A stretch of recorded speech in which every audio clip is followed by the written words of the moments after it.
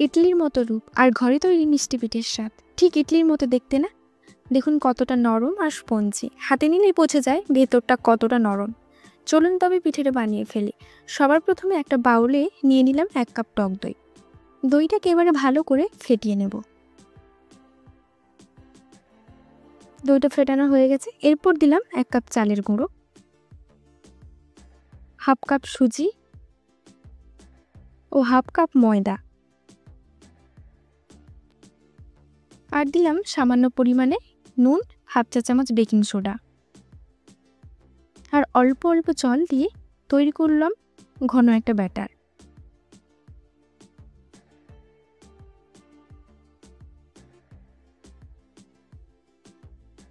এবারে ব্যাটারে দিলাম 1 কাপ চিনি, সামান্য এলাচ গুঁড়ো, পানমৌরি আর ভেজে রাখা চীনাবাদামের গুঁড়ো।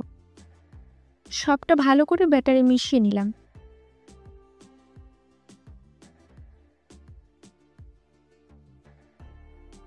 তারপর ব্যাটারে দিলাম নারকেল কোড়া।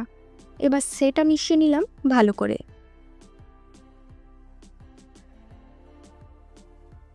এরপর নিয়েছি স্টিলের ইডলি স্ট্যান্ড। এই স্ট্যান্ডের বাটিগুলোতে হালকা তেল মাখিয়ে ব্যাটারটা ঢেলে দিলাম। সবগুলো বাটিটাই ঢেলে নিয়েছি। আগে থেকে স্টিমারে জলটা গরম হতে বসিয়ে দিয়েছিলাম। এখন স্টিমারে 10 থেকে 12 মিনিট স্টিম করে নেব।